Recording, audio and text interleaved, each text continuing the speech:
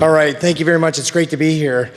It's interesting when you hear the speeches that we've heard today, you hear of the evil and the darkness that has come by a regime that's ruling with this theocratic dimensions and abuse that put people in repression and oppression. So we had the great opportunity as well to participate last year, and then we had the opportunity to go to Paris. And I want to paint a picture for you because I think the human element is one of these things when we talk about this destruction, the assassination of the people, the pains and the torture that's happening in Camp Liberty and other places in Iran, sometimes we don't make the connection with the people. When we were in Paris and we were being bused to this convention center, to give you the perspective of the size and the magnitude of this event, you walk into this hall and there's over 132,000 people in this hall. And what do they want?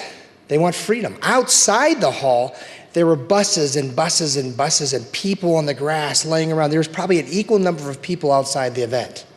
See, we talk about 120,000 people here. We talk about the 1,200 people that have been executed. Those are the people we know about.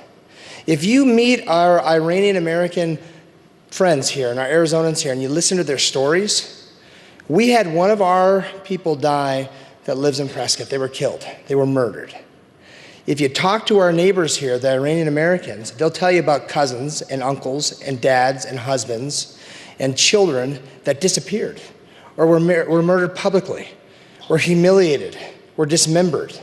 And it becomes real because you hear their story. We sat in a round table in Paris the day after the event, and we listened to a woman tell a story about her husband being killed, and she literally carried her children over the mountains as a refugee to become free because she was afraid that her children and she would meet the same fate of her husband.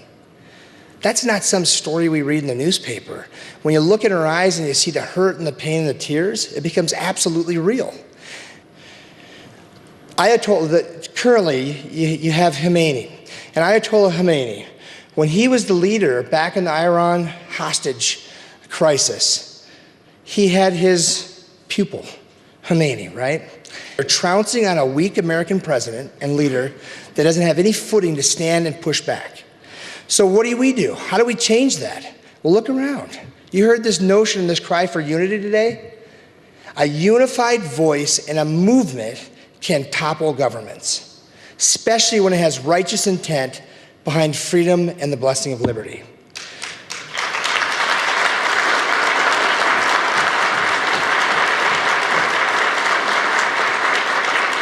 So how are you active?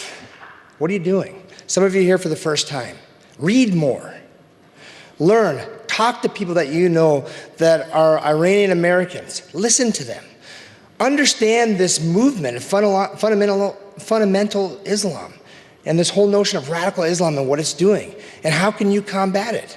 We have to stand up and push back in a way that's aggressive, that adopts force and fear because it's a unified movement that's a groundswell that can topple governments. So I encourage you to engage in the process. I'm grateful for the opportunity to be here. My family, we're engaged in this movement and fight for freedom across this world. Thank you very much.